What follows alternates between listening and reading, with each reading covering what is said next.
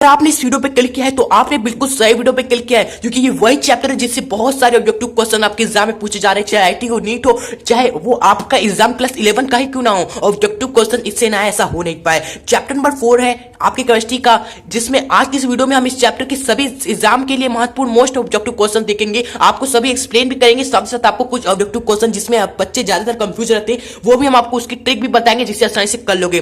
जैसे पूछ लिया जाता है निम्न युग्कों में से कौन अधिक दूध आउड़ है, किसमें सबसे ज्यादा, ये बताइए। निम्न युग्कों में से किसमें संकरण sp2 है, किसमें अमोनिया में कौन सा संकरण है, ये सभी निकालना। एवं पूछ लिया जाता है कि निम्न युग्कों में से कौन सबसे अधिक हमारा आयनिक लक्षण वाला है, कौन सबसे अधिक निम्न यौगिकों में से अधिक सहसंयोजक लक्षण वाला कंपाउंड है, ये सभी निकालना, जिसकी आज की इस वीडियो में आपको ट्रिक बताएंगे, आसानी से निकाल लोगे। साथ ही साथ कुछ और भी ऑब्जेक्टिव क्वेश्चन हम करवाएंगे आपको, जिससे आपका ये चैप्टर अगर आपने पढ़ा हुआ है तो आपका पूरा फिनिश हो जाएगा, एक रिवीजन हो जाएगा एक तरह से। होने वाले आपको कई फायदे, वीडियो को लास्ट तक जरूर देखिएगा, बने रहिएगा, वीडियो पे बहुत इंटरेस्टिंग होने वाली है। तो चलिए आपका टाइम वेस्ट नहीं करते, इस वीडियो को स्टार्ट करते हैं और मोस्ट इंपॉर्टेंट ऑब्जेक्टिव क्वेश्चंस आज के इस वीडियो में देख लेते हैं। तो लेट्स गेट स्टार्टेड। आइए शुरू करते हैं chemistry chapter 4 top objective question की ये वीडियो। देखिए सबसे पहला ऑब्जेक्टिव क्वेश्चन आपके सामने इस प्रकार है कि आयनिक बंध बनता है, किस तरह बनता है, कैसे बनता है बताइए। इलेक्ट्रॉनों की साझेदारी से। क्या आयनिक बंध ऑप्शन नंबर बी में इलेक्ट्रॉनों के स्थानांतरण से बनता है, या इलेक्ट्रॉन के त्याग व प्रोटॉन के ग्रहण से बनता है, या इनमें से कोई नहीं। ओके, तो बहुत ही आसान दोस्तों पहला यहाँ पर ऑब्जेक्टिव क्वेश्चन था, जिसका आंसर हो जाएगा ऑप्शन नंबर बी, इलेक्ट्रॉनों के स्थानांतरण से।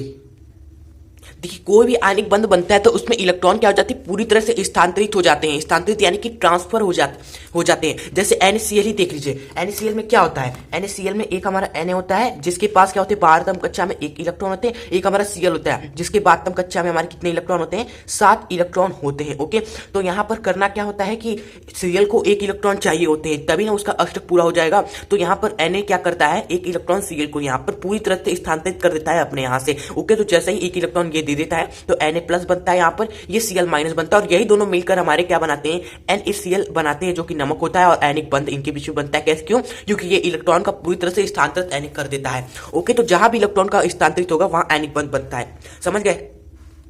तो आइए सेकंड देखते हैं। सेकंड है यहाँ पर कि आयनिक बंध होते हैं, आयनिक बंध होते हैं कैसे होते हैं, उच्च गलनांक एवं क्वथनांक के होते हैं, या उच्च आकर्षक आणविक बल के वाले होते हैं, या गलित अवस्था में क्या वो वर्गुत का सुचालक होते हैं, क्या वो ध्रुवीय विलायक में विलय होते हैं, या ये सभी। तो यहाँ पर इसका जो आंसर है वो सभी होगा दोस्तों। तो आप टिक कर दीजिए ऑप्शन नंबर ई। देखिए हम आपको एक ऑब्जेक्टिव क्वेश्चन से बहुत चीजें बताना चाहते हैं, जैसे कि यहाँ पर इस ऑब्जेक्टिव क्वेश्चन में हम आपको बता रहे हैं कि आयनिक बंध किस तरह के होते हैं। जैसे आयनिक बंध में आप पता होगा कि आयनिक बंध क्या होते हैं, ठोस होते हैं। जैसे NaCl हो गया, वो भी हमारा ठोस होता है, नमक होता है, हमारा AgCl होगा, जितने सारे आयनिक बंध होते हैं वो सभी ठोस होते हैं। इसलिए वो क्या, उनके गलनांक व क्वथनांक दोस्तों क्या होते हैं, अधिक होते हैं भाई। उनको गलाने में, उनको वाष्पीकृत करने में बहुत ज्यादा उष्मा की लगती है, क्योंकि वो ठोस होते हैं, उनके अणुओं के बीच में आकर्षण बल अधिक होता है। इसलिए यहाँ पर दूसरे ऑप्शन में उच्च आणविक बल यानी आणविक आकर्षण बल, उनके अणुओं के बीच में आकर्षण बल अधिक होता है, इसलिए उच्च गलनांक एवं क्वथनांक के होते हैं। और आपको पता होगा कि गलित अवस्था में वो विद्युत का सुचालक होते हैं, यानी कि जैसे ही उन्हें पानी में आप डाल दोगे, जैसे NaCl को आपने पानी में घोल दिया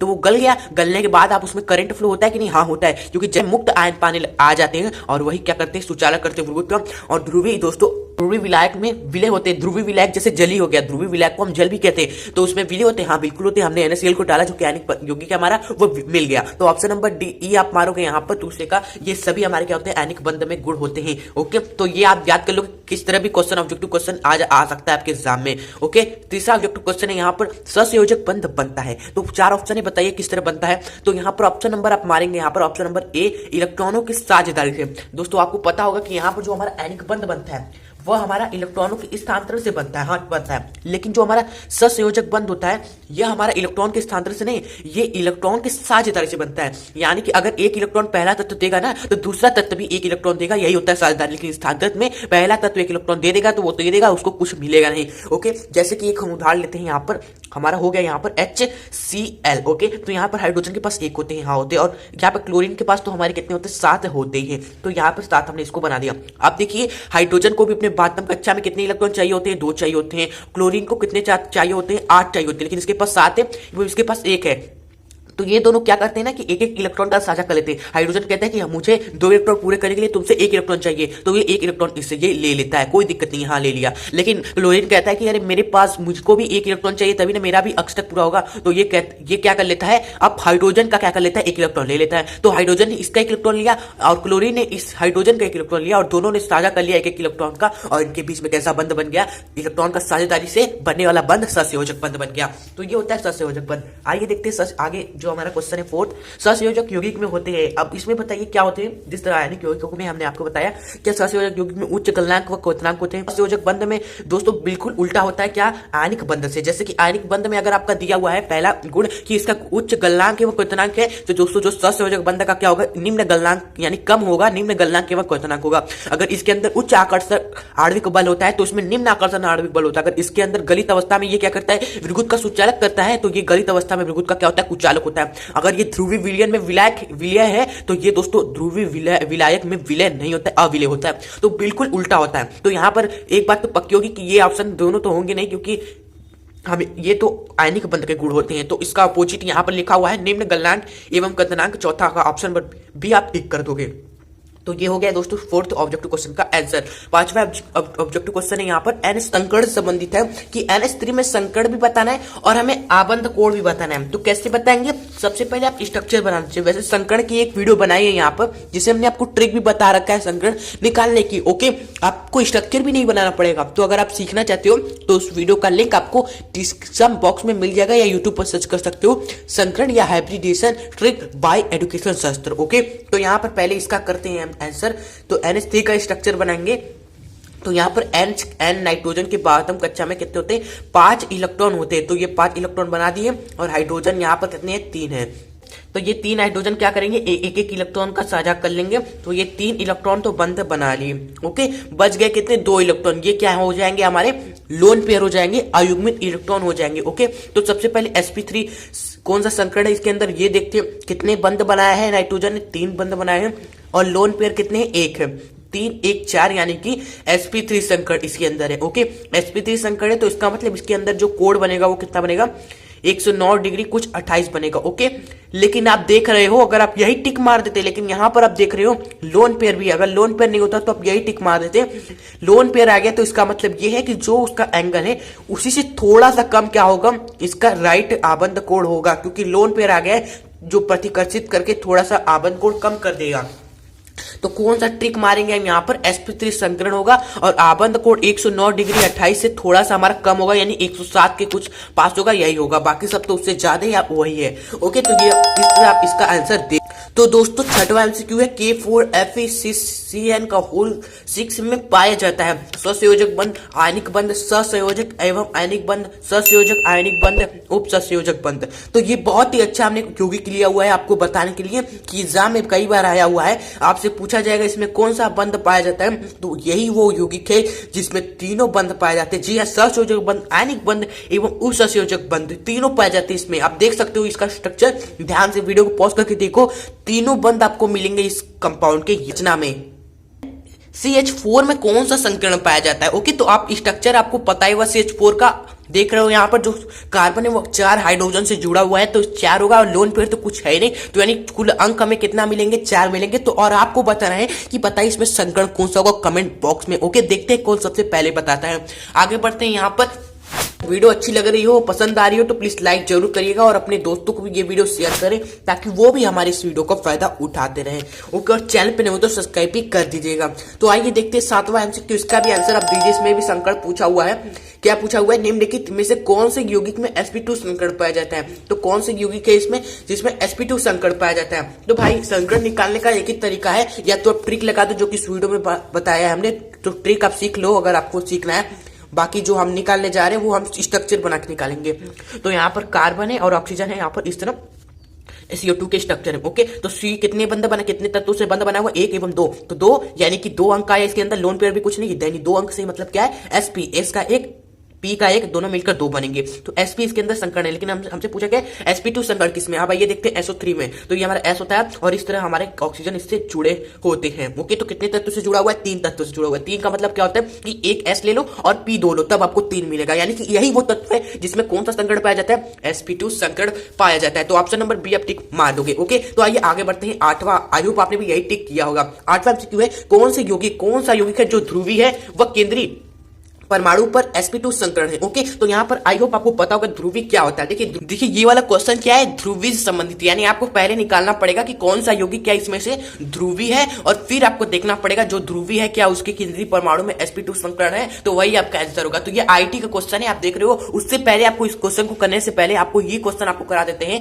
जिसमें आप द्विध्रुव आगुण को समझो। ओके, तो द्विध्रुव आगुण नहीं दर्शाने वाला यौगिक कैसे पहचानते हैं? तो द्विध्रुव आगुण का एक सिंपल सा हम आपको ट्रिक बताएंगे जिससे आप पहचानोगे कि इसमें क्या होता है, द्विध्रुव आगुण होता है और किसमें द्विध्रुव आगुण नहीं होता है। तो सबसे पहले तो आप वही करोगे, स्ट्रक्चर बनाओगे। तो यहां पर आप देखोगे जो NH3 है हमारा, तो NH3 का स्ट्रक्चर किस प्रकार होगा? NH3 का, तो ये हमारा नाइट्रोजन होगा और ये हमारा क्या होगा, ये हाइड्रोजन इस तरह जुड़ा होता है। ओके, इस तरह जुड़ा होता है और एक लोन पेयर होता है। तो यहाँ पर द्विध्रुव आगुण क्या बताता है कि द्विध्रुव आगुण बताता है कम विद्युत ऋणात्मक से अधिक विद्युत ऋणात्मक की ओर लगता है। यानी कि ये नाइट्रोजन क्या होता है, कम विद्युत ऋणात्मक होता है, हाइड्रोजन अधिक विद्युत ऋणात्मक होता है। तो यहां से लेकर यहां तक तीर बनाकर द्विध्रुव आगुण लगा। ये क्या है, द्विध्रुव आगुण लगा इसके बीच में। और इसी तरह हमारे नाइट्रोजन हाइड्रोजन के बीच में इस तरह द्विध्रुव आगुण इधर लगेगा और यहाँ पर नाइट्रोजन हाइड्रोजन के बीच द्विध्रुव आगुण इस तरह लगेगा। क्यों? क्योंकि हाइड्रोजन अधिक विद्युत ऋणात्मक होता है और द्विध्रुव आगुण हमारा क्या लगता है, कम विद्युत ऋणात्मक से अधिक विद्युत ऋणात्मक की ओर लगेगा। ओके, तो यहाँ पर द्विध्रुव आगुण लग रहा है, यहाँ पर द्विध्रुव आगुण लग रहा है, यहाँ पर द्विध्रुव आगुण लग रहा है, यानी कि हर जगह द्विध्रुव आगुण लग रहा है। इसको काटने वाला कोई है ही नहीं, तो यहाँ पर इसमें द्विध्रुव आगुण है। अगर HBr का बनाएंगे तो यहाँ पर HBr का इस तरह सिंपली बन जाएगा। तो अधिक विद्युत ऋणात्मक कौन सा तत्व है यहाँ पर आप बताइए? जी हाँ, हमारा अधिक विद्युत तत्व Br है भाई। हमारा फ्लोरीन हो गया, क्लोरीन हो गया, ब्रोमीन हो गया, ये सब बहुत अधिक ऋणात्मक वाले तत्व होते हैं। तो यहाँ पर हाइड्रोजन से Br की तरफ इस तरह तीर बनाओगे, तो यहाँ पर हाइड्रोजन Br में भी क्या लग रहा है, द्विध्रुव आगुण लग रहा है यहाँ पर सिंपली। तो ये तो है नहीं ऐसा तत्व जिसमें द्विध्रुव आगुण नहीं लग रहा है। H2O में देखते हैं, यहाँ पर H2O का स्ट्रक्चर बनाएंगे तो यहाँ पर 2 लोन पेयर होते हैं और हाइड्रोजन इस तरह एक बंध द्वारा जुड़े होते हैं।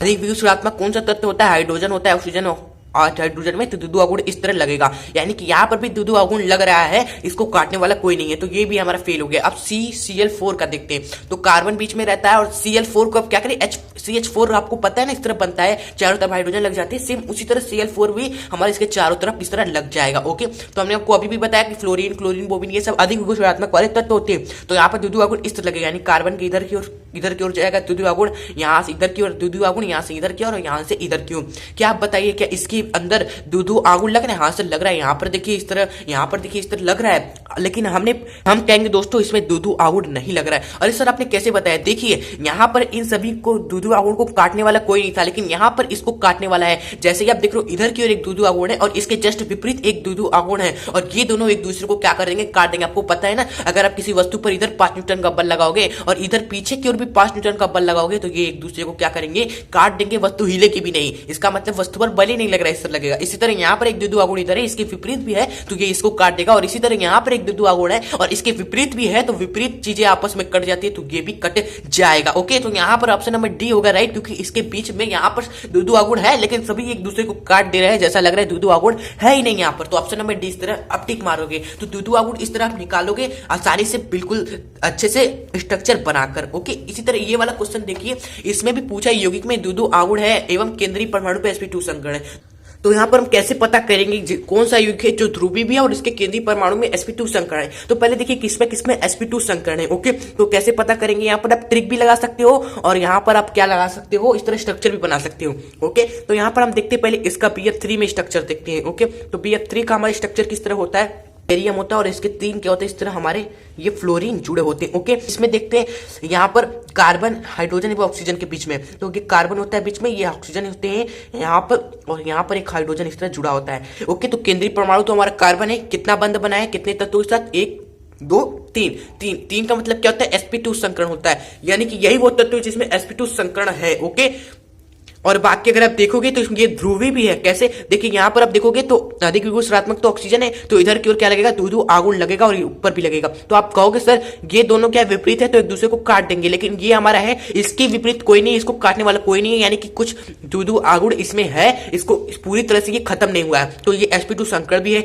इसमें आगुण भी है द्विध्रुव वाला, तो यही हमारा आंसर होगा। अगर आप इसमें देखोगे तो इसमें हमारा भी sp3 संकरण आ रहा है, sp2 नहीं आ रहा है, तो हमारा कंडीशन क्या sp2 संकरण चाहिए, तो ऑप्शन नंबर ए होगा इसका आंसर। ओके, आइए नौवां एमसीक्यू देखते हैं कि अमोनिया अणु में निम्नलिखित ऑर्बिटल में संकरण किस निर्मित होता है। अमोनिया अणु निम्नलिखित संकरण ऑर्बिटल द्वारा निर्मित होता है। तो हमें बताना कि जो अमोनिया अणु होता है वो किस, उसमें कौन सा संकरण पाया जाता है। तो अमोनिया का जो सूत्र होता है फ्रेंड्स NH हमारा क्या होता है, यहाँ 3 होता है। ओके, तो यहाँ पर अब NH3 का स्ट्रक्चर आइए बनाते हैं पहले, तो फिर पता, तो ये फॉर्मूला देख कर ही आप बता दिए होंगे कि सर इसमें तो हमारा कौन सा संकरण होगा, ये ऑप्शन नंबर बी वाला sp3 संकरण होगा, क्योंकि इसका संकरण तो हमने ड्रॉ किया था। कैसे बताया सर, तो यहाँ पर नाइट्रोजन हमारा यह 3 हाइड्रोजन से जुड़ा होता है और एक लोन पेयर होता है। तो टोटल लिखेंगे 3 बंध बनाया, लोन पेयर कितने हैं 1 यानी कि 4, यानी कि 4 का मतलब sp हमारा 3 संकरण है इसमें। ओके, तो इस तरह हमने बताया। ओके, तो आइए देखते हैं 10वां जो हमारा एमसीक्यू वो क्या है।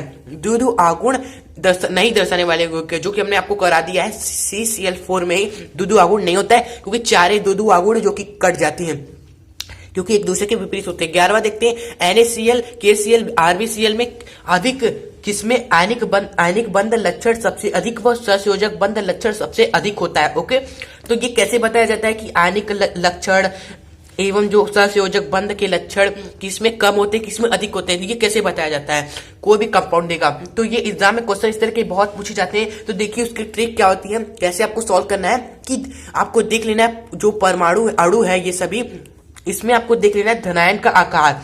धनायन का आकार दोस्तों जितना ज्यादा होगा, धनायन का जनान जितना ज्यादा होगा उसमें आयनिक लक्षण भी उतना ही ज्यादा होगा, आयनिक लक्षण भी उतना ही बड़ा या उतना ही अधिक होता है। ओके, तो यहाँ पर धनायन कौन होते हैं, जो इलेक्ट्रॉन का त्याग करते हैं। तो Na हो गया, यहाँ पर KCl हो गया, Rb हो गया, ये सभी क्या है, धनायन है। तो इसमें आप देख लीजिए कौन सा क्या है अधिक, जिसका आकार जितना बड़ा होगा, जिस धनायन का आकार सबसे अधिक बड़ा होगा उसमें जो आयनिक लक्षण होगा सबसे अधिक होगा। ओके, तो यहाँ पर देखिए कौन सा किसका आकार बड़ा है, सोडियम का नहीं, सोडियम के बाद पोटेशियम आता है, इसका बड़ा होगा। लेकिन आप देखोगे रूबिडियम जो कि आवर्त सारणी में नीचे की ओर आता है, और नंबर 1 में हमारा रूबिडियम क्या होता है, सबसे नीचे आता है, इसका आकार क्या होता है, इस धनायन का सबसे बड़ा होता है। तो यानी इसमें जो होगा आयनिक लक्षण क्या होगा, सबसे अधिक होगा। हाँ बिल्कुल सही आपने कहा, तो आपका जो रूबिडियम होगा ऑप्शन में वही उसी का आयनिक लक्षण सबसे ज्यादा होगा। तो आयनिक लक्षण किसका ज्यादा हुआ, रूबिडियम क्लोराइड का। ओके, आप देखते हैं सहसंयोजक लक्षण किस कैसे देखेंगे, देखिए जिसमें आयनिक लक्षण अधिक होगा उसमें सहसंयोजक लक्षण जाहिर सी बातें कम ही होगा।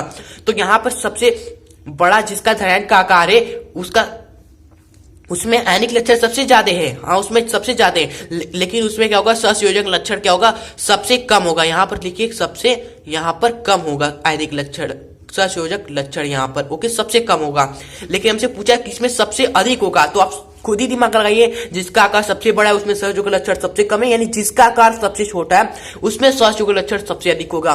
तो यहाँ पर जिसका आकार सबसे छोटा है NaCl यानी रूबिडियम क्लोराइड एवं NaCl, यही 2 तत्व है जिसमें रूबिडियम क्लोराइड का आयनिक लक्षण सबसे ज्यादा है, NaCl का जो हमारा क्या है सहसंयोजक बंध लक्षण सबसे ज्यादा है। तो ये ऑप्शन कहां पर है, ऑप्शन नंबर कोई भी नहीं है यहाँ पर, तो ऑप्शन नंबर डी आप मारोगे यहाँ पर टिक, जो कि आपका आंसर होगा। तो इस तरह आपको पता लगाना है दोस्तों, बताना है कि आयनिक लक्षण सहसंयोजक बंध लक्षण आपको देखना है। इसी तरह एक क्वेश्चन और देख लेते हैं, NaCl Na ब्रोमाइड, यहाँ पर आपका लिखा हुआ है Na एनोइड में सबसे अधिक आयनिक है। तो आयनिक लक्षण हमारा किस तरह बढ़ता है, जब हमारा दोस्तों धनायन का आकार बढ़े। तो यहाँ पर देखिए धनायन तो हमारा क्या है, बराबर ही है, हर जगह Na है। तो अब हम क्या करें, यहाँ पर बदल क्या रहा है, यहाँ पर अब श्रेणायन बदल रहा है। तो जस्ट इसके विपरीत आप देखोगे, यहाँ पर जब आयनिक लक्षण हमारा क्या होता है, अधिक होता है, ज्यादा होता है, जब धनायन का आकार हमारा ज्यादा होता है। लेकिन अगर आप बात करिए श्रेणायन की, तो श्रेणायन के लिए इसके उल्टा कर देंगे, यानी अगर श्रेणायन का आकार बढ़ता जाएगा, श्रेणायन का आकार हमारा बढ़ता जाएगा, तो जो आयनिक लक्षण है वो घटता जाएगा। बस इसके अपोजिट होता है, कुछ याद करने की जरूरत कहाँ है इसमें, बस जो हमारा आपने धनायन के लिए याद कर लिया है, तो श्रेणायन के लिए इसके विपरीत कर दीजिए, यानी कि जिसका आकार हमारा सबसे अधिक होगा उसमें आयनिक लक्षण भी क्या होगा, सबसे कम होगा। तो आपको पता करना है कि किसमें सबसे अधिक आयनिक लक्षण है, जिसमें भी सबसे अधिक आयनिक लक्षण होगा, अधिक जिसमें आयनिक लक्षण होगा उसका आकार क्या होगा, सबसे कम होगा। तो आकार सबसे छोटा कौन सा यहाँ पर क्लोरीन, ब्रोमीन, आयोडीन में क्लोरीन का है, तो यहाँ पर NaCl ही हमारा क्या होगा, सबसे अधिक आयनिक होगा, क्योंकि क्लोरीन हमारा सबसे पहले आता है, ब्रोमीन आयोडीन से सबसे पहले आता है, तो इसलिए इसका आकार सबसे छोटा होता है। ओके, तो ये हो गया इसका आंसर। ये सभी हमने कल ही कुछ महत्वपूर्ण ऑब्जेक्टिव क्वेश्चन जो कि आपके एग्जाम में कई बार पूछे जा रहे थे। ओके, आई होप आपको वीडियो समझ में आई होगी। जो भी हमने ट्रिक बताया आपको, जो भी हमने आपको बताया यहाँ पर कुछ कॉन्सेप्ट ध्रुव आगुण से संबंधित, संकरण से संबंधित आपको समझ में आया। वीडियो पसंद आई हो तो प्लीज लाइक जरूर कर दीजिएगा, प्लीज लाइक जरूर कर दीजिएगा, और चैनल पे नए हो तो सब्सक्राइब करके बेल नोटिफिकेशन आइकन पर क्लिक करके ऑल पर जरूर करें, जिससे ऐसा ही वीडियोस आपको टाइम टू टाइम मिलती रहे। तो ऐसा ही वीडियोस पाने के लिए सब्सक्राइब और चैनल को सब्सक्राइब और वीडियो को लाइक जरूर करेगा हमारे मेहनत के लिए। तो हम मिलेंगे ऐसे नेक्स्ट वीडियो के साथ, तब तक के लिए गुड बाय। हंसते रहिए, खुश रहिए और अपने गोल को अचीव करें।